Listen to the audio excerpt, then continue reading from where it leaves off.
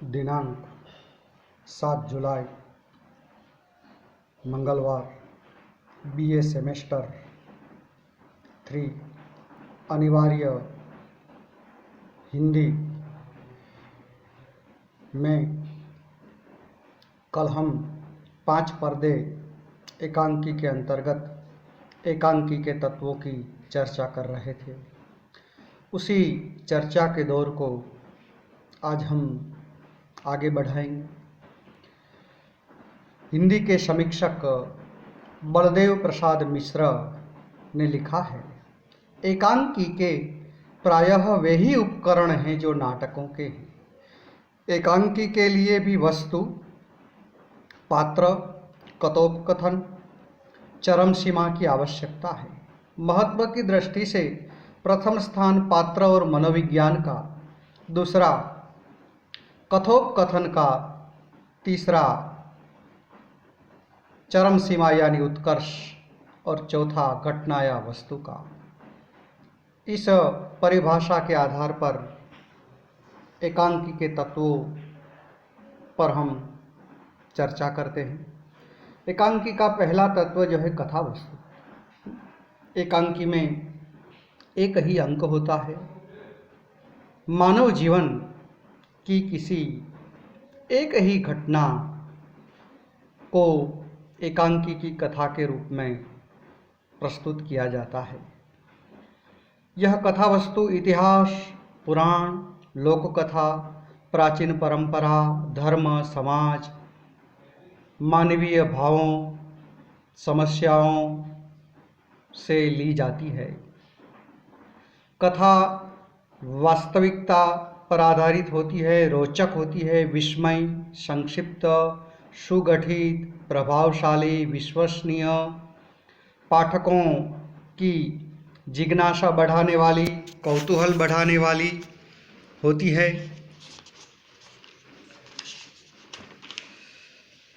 कार्य अवस्था की दृष्टि से देखा जाए तो एकांकी की कथावस्तु प्रारंभ, मध्य और चरम सीमा जैसे 3 विभागों में विभाजित होती है। एकांकी का प्रारंभ पात्रों के द्वंद्व आकस्मिक रूप से होता है। प्रारंभ आकर्षक होना चाहिए, कौतूहलवर्धक, गतिवान। एकांकी के प्रारंभ में एकांकीकार जो है एकांकी की कथावस्तु का बीजारोपण करता है। मध्य में वही कथावस्तु जो है वो विकसित होती है और मध्य में पात्रों का संघर्ष देखा जाता है और उद्देश्य की ओर एकांकी जो है वो गति करती है। फिर चरम सीमा यानी अंत, अंतिम अवस्था में पात्रों में जो संघर्ष पाया जाता है वह संघर्ष का शमन हो जाता है। जैसे सड़क एकांकी के बारे में देखा जाए तो एकांकी के मध्य में नायिका के मन में अपने वर्तमान पति के प्रति जो बेवफाई की है उसके बारे में संघर्ष है। वही संघर्ष एकांकी के अंत में समाप्त हो जाता है, क्योंकि जो उसका प्रेमी था, जो उसका प्रियतम था, वही अपने पति का मित्र बनकर घर आ रहा है। इसलिए वह अपने संघर्ष को भूलकर वर्तमान कर्तव्य अतिथि देवो भवः की भावना से घर आए मेहमान का स्वागत करने के लिए उत्सुक हो जाती है। संघर्ष का समाधान जो है वह अंतिम चरमावस्था में हो जाता है। तो इस प्रकार एकांकी की कथावस्तु में प्रारंभ, मध्य और अंत की स्थिति देखी जा सकती है। दूसरा तत्व जो है वो पात्र या चरित्र चित्रण है। पात्र एकांकीकार के विचारों के वाहक होते हैं। एकांकी में पात्रों के चरित्र की एकाध विशेषता प्रस्तुत की जाती है, एकाध गुण प्रस्तुत किया जाता है, क्योंकि एकांकी लघु आकार वाली विधा होने से अधिक रूप से चरित्र चित्रण एकांकी में नहीं किया जा सकता। गौण पात्रों का संकेतात्मक रूप से एकांकीकार जो है परिचय देता है। पात्रों का चरित्र चित्रण प्रत्यक्ष एवं परोक्ष दोनों तरह से किया जाता है। प्रत्यक्ष चरित्र चित्रण पद्धति में एकांकीकार स्वयं पात्र पर प्रकाश डालता है। परोक्ष चरित्र चित्रण पद्धति में अन्य पात्रों के माध्यम से मुख्य पात्र पर प्रकाश डलवाया जाता है। जैसे सड़क एकांकी के संदर्भ में बात की जाए तो एकांकीकार ने एकांकी की नायिका का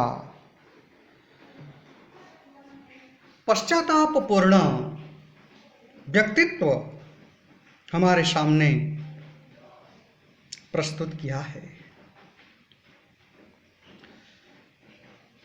उसके मन में अपने पति के प्रति जो बेवफाई की है उसका पश्चाताप है, तो उस पश्चातापपूर्ण व्यक्तित्व को लेखक ने प्रस्तुत किया है। इस प्रकार एकांकी में मुख्य एवं गौण पात्रों की एकाध चारित्रिक विशेषताएं जो है प्रस्तुत की जाती है। उसका कोई चारित्रिक दोष हो तो वह भी प्रस्तुत किया जाता है। एकांकी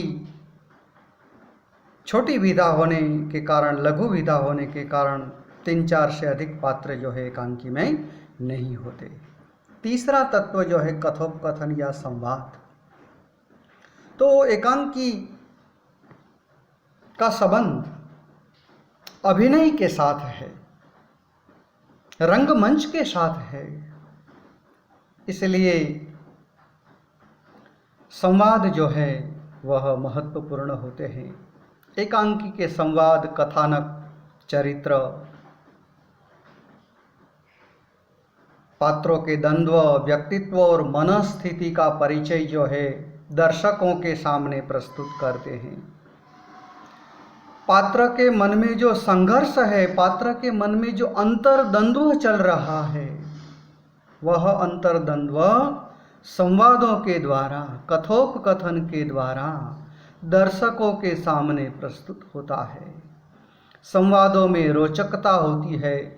संवाद जो है विश्वसनीय होने चाहिए, संक्षिप्त, सारगर्भित, स्वाभाविक और पात्रों की वाग वैदग्ध्यता से युक्त होने चाहिए। वाग वैदग्ध्यता का अर्थ है बोलने की चातुरी से युक्त होने चाहिए।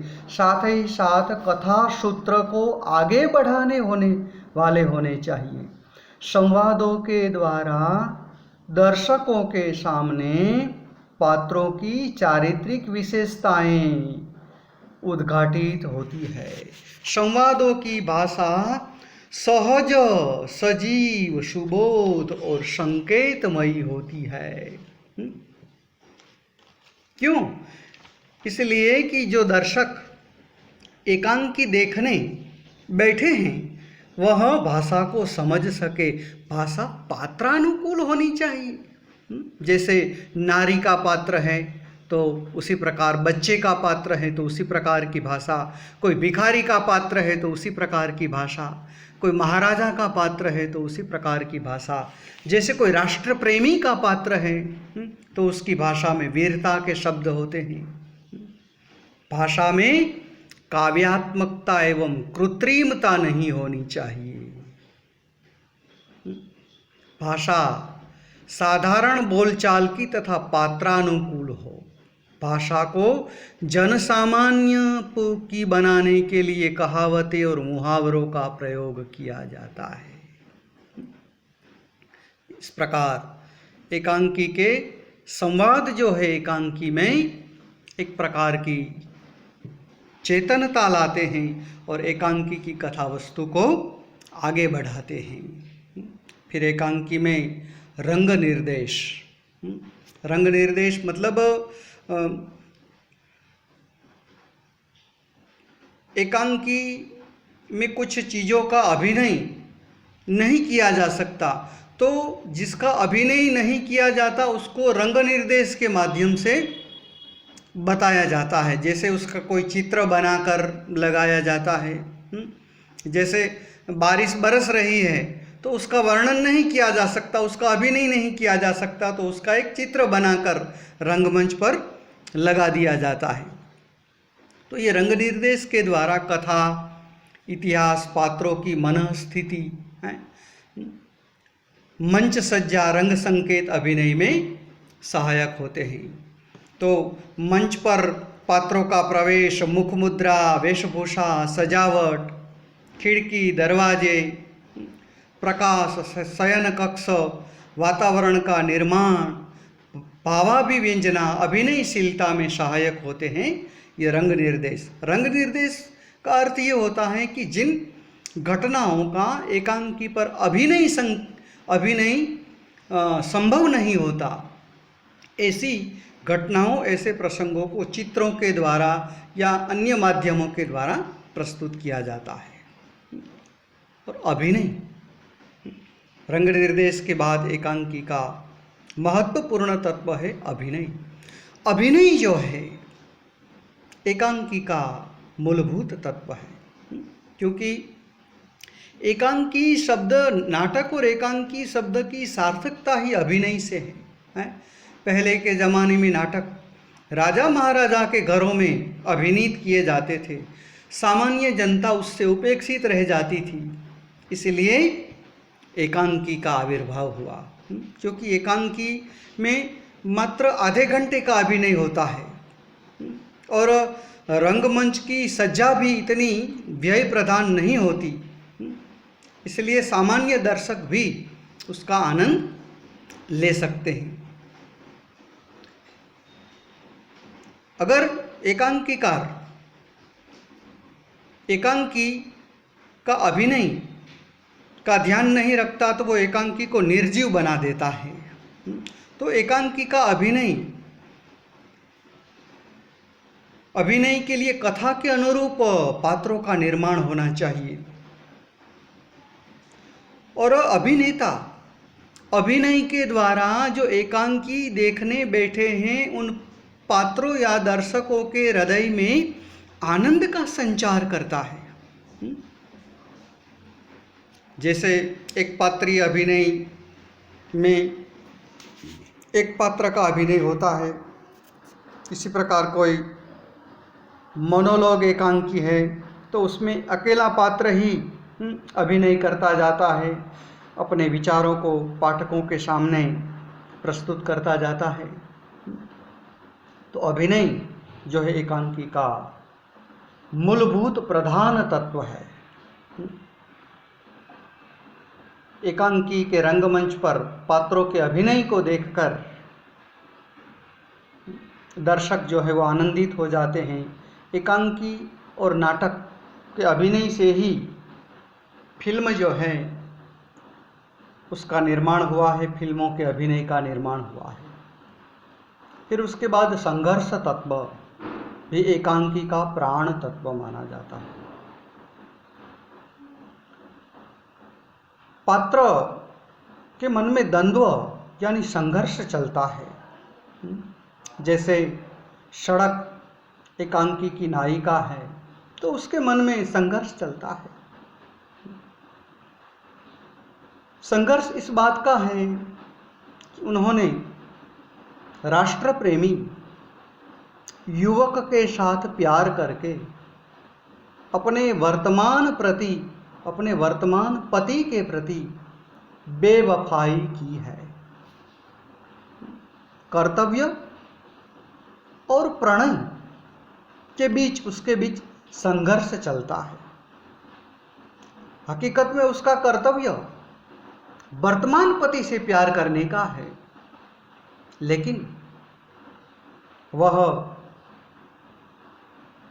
अपने घर के पास से निकलने वाले राष्ट्र प्रेमी युवक को अपना दिल दे बैठती है। तो इस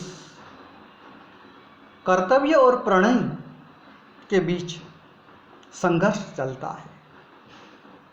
इस संघर्ष का समाधान एकांकीकार ने एकांकी के अंत में किया है। उसका प्रेमी ही पति का मित्र बनकर उसके घर आ रहा है, तब वह सड़क की तरह भूतकाल को याद नहीं रखना चाहती, भविष्य की चिंता नहीं करना चाहती, और वर्तमान कर्तव्य जो है उसका अतिथि देवो भवः, घर आए मेहमान का स्वागत करने का। तो भूतकाल को अलविदा देकर वह घर आए मेहमान का स्वागत करने को उत्सुक हो जाती है, और वहाँ उसके हृदय में जो तुमूल जो द्वंद्व चल रहा था उसका समाधान हो जाता है। तो इस प्रकार संघर्ष तत्व को एकांकी का प्राण तत्व माना गया है।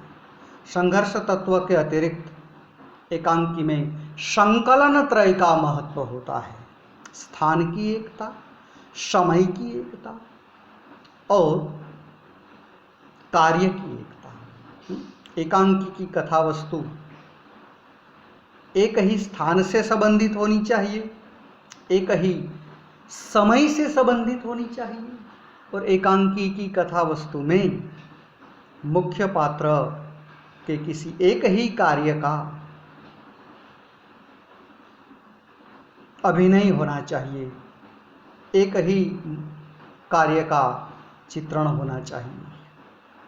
तो इसे संकलन त्रय कहा जाता है। Unity of place, unity of work, unity of time. जैसे सड़क एकांकी में देखा जाए तो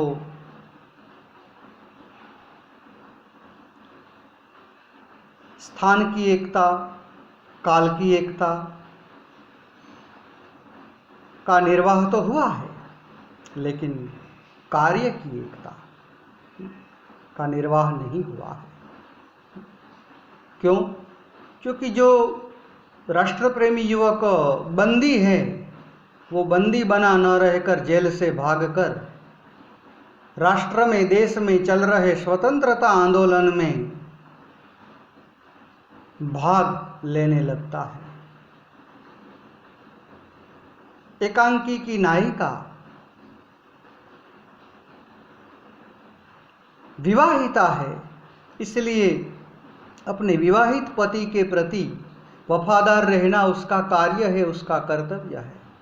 लेकिन अपने विवाहित पति के प्रति वफादार न रहकर वह राष्ट्र प्रेमी युवक के प्रति आकर्षित हो जाती है, जिसका पश्चाताप उसे होता है। तो इस प्रकार एकांकी के पात्रों के एकाधिक कार्यों का चित्रण जो है इस एकांकी में वर्णित किए गए हैं। जो संकलन त्रय का निर्वाह हुआ है ऐसा हम नहीं कह सकते। देश, काल एवं वातावरण भी एकांकी का महत्वपूर्ण तत्व जो है वो माना जाता है। देश यानी स्थान, स्थान की दृष्टि से एकांकी की कथा वस्तु का क्या संबंध है, काल की दृष्टि से, समय की दृष्टि से क्या संबंध है, वातावरण की दृष्टि से एकांकी की कथा वस्तु का किस तरह से संबंध है। सड़क एकांकी में देखा जाए तो वातावरण की दृष्टि से सड़क जो गर्मी, ठंडी, वर्षा को सहन करती है, उस वातावरण को निरूपित किया गया है। युद्ध के वातावरण को, दुश्मनों की बंदूकों से दनादन गोलियां चलती है, तो वहाँ ये युद्ध का वातावरण निर्मित किया गया है, चित्रित किया गया है।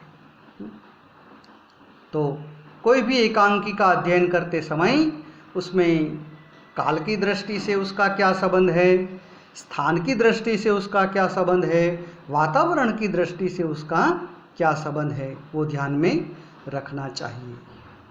उद्देश्य, तो एकांकी रचना का पहला उद्देश्य तो दर्शकों का मनोरंजन होता है। एकांकी में पात्र जो अभिनय करते हैं, उस अभिनय को देखकर दर्शक, देखने वाले आनंदित हो जाते हैं, प्रसन्न हो जाते हैं। इसके अतिरिक्त व्यक्ति या समय की प्रेरणा, व्यक्ति या समस्या की प्रेरणा, एकांकीकार अपने युग की एकाध समस्या का चित्रण करना चाहता है, उसे व्यक्त करना ही एकांकी का उद्देश्य है। और उद्देश्य में वह पात्रों के माध्यम से कुछ कहता है। जैसे सड़क एकांकी विष्णु प्रभाकर की है, तो विष्णु प्रभाकर जी ने सड़क एकांकी के माध्यम से नारी जीवन की त्रासदी, नारी जीवन की करुणा को प्रस्तुत किया है। नारी सड़क की तरह अनेक प्रकार के कष्टों को सहन करती है। साथ ही साथ लेखक ने यह हकीकत भी प्रस्तुत की है कि ये समाज की जो तस्वीर है, यानी इस धरती पर हमारा जो अस्तित्व है, वह अस्तित्व का श्रेय एक नारी की प्रसव पीड़ा को दिया जाता है। एक नारी ने प्रसव पीड़ा सहन की, तब हम इस धरती पर आ सके हैं। वह नारी कौन हो सकती है? हमारी माता, हमारी जन्मदात्री। तो इस प्रकार ये सारा संसार जो है वो नारी की तस्वीर है।